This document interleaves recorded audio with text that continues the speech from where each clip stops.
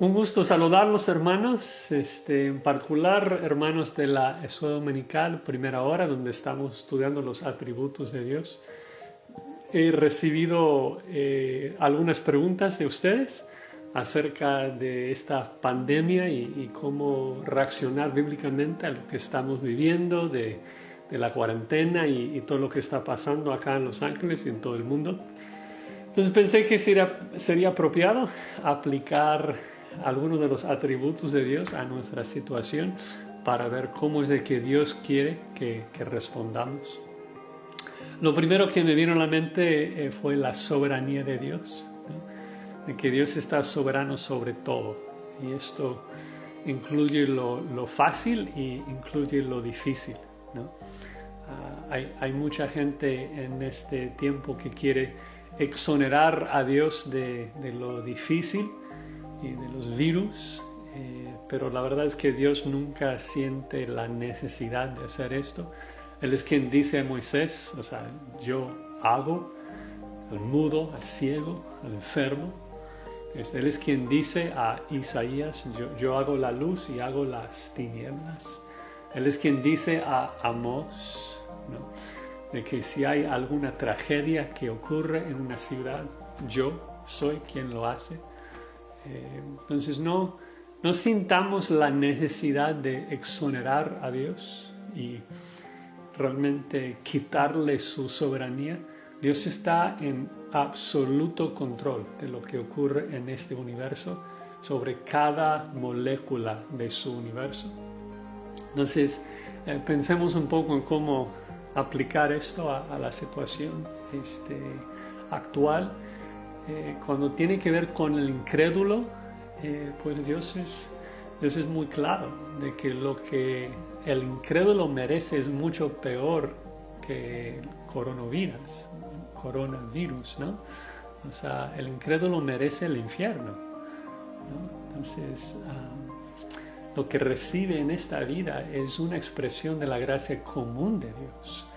Porque cuando el incrédulo, si no se arrepiente y cree en Jesucristo, cuando el incrédulo está en el infierno, recibiendo la ira justa de Dios por su pecado, seguramente va a esperar con muchas ansias regresar a tiempos como estos, porque son mucho más tolerables de lo que va a recibir si no se arrepiente, ¿no?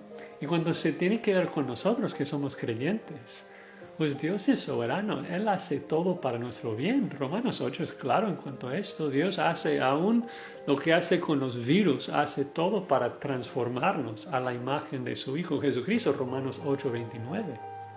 Entonces debemos ser como Job cuando nos enfermamos, tapar la boca, decir: Dios, yo soy barro en tus manos, yo no tengo el derecho de decir al mi alfarero lo que él puede o no puede hacer, como si yo pudiera entender sus caminos, ¿no? O sea, mi rol es confiar en él, mi rol es sujetarme a su voluntad y decir: Dios, si tú crees que yo necesito agarrar este virus, estoy en tus manos. O sea, yo existo para servir tus propósitos.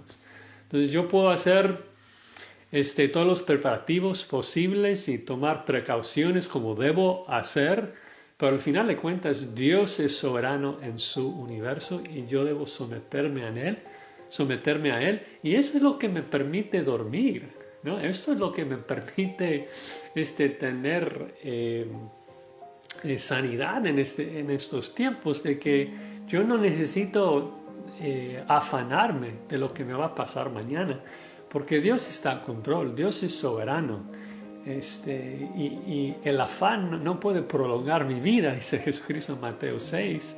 Dios tiene cuidado de nosotros. Así que la soberanía de Dios nos informa mucho acerca de cómo debemos responder. Y un punto más antes de terminar. Varios me han preguntado de cómo debemos obedecer las órdenes de cuarentena acá en esta ciudad y en muchas otras. Y yo veo también que la soberanía de Dios aplica a esto, ¿no? Porque una de las maneras, uno de los medios que Dios usa para ejercer su soberanía sobre este mundo es por medio de las autoridades que Él establece, ¿no? Y es por eso que en Romanos 13 Pablo nos dice de que cuando desobedecemos a las autoridades realmente nos estamos rebelando en contra del Dios que estableció esas autoridades, ¿no? Entonces no es cuestión de ver si el gobierno tiene lógica en lo que hace. No es cuestión de decir, bueno, es que mi país está haciendo cosas realmente ilógicas que no van a funcionar y bueno, o sea, tal vez sí, pero esto no es pretexto de desobedecer. Recordemos de que cuando Pedro, por ejemplo, escribe 1 Pedro 2, Nerón era el emperador.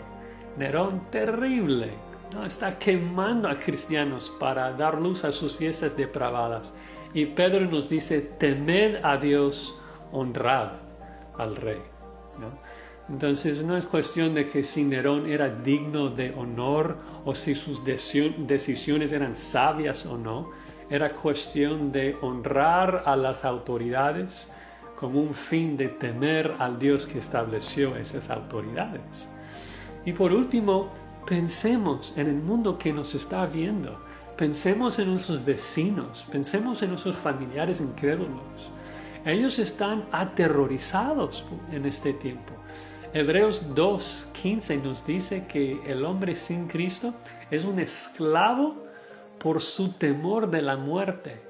Entonces pensemos en su condición y pensemos que si nosotros no guardamos las órdenes de nuestro gobierno y no nos distanciamos de ellos, estamos saliendo de la casa y haciendo cosas que el gobierno nos está diciendo que no, el vecino, el prójimo puede percibir eso como un acto de odio hacia ellos, ¿no? Porque ellos quieren que nosotros cuidemos de no contagiarlos.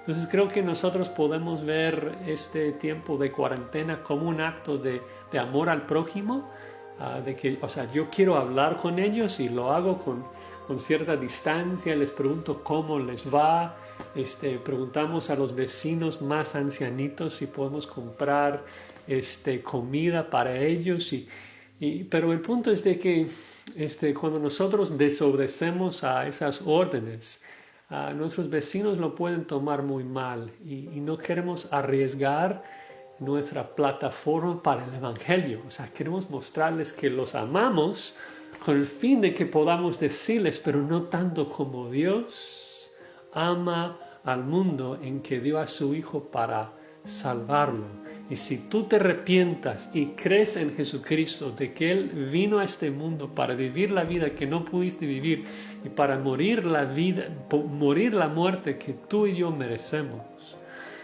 si tú confiesas tus pecados, si tú te arrepientes de tus pecados y crees de que Dios levantó a Cristo para salvarte, vas a escapar de la ira venidera, vas a escapar de la ira que mereces, del infierno que mereces y recibir una vida más preciosa que esta vida temporal.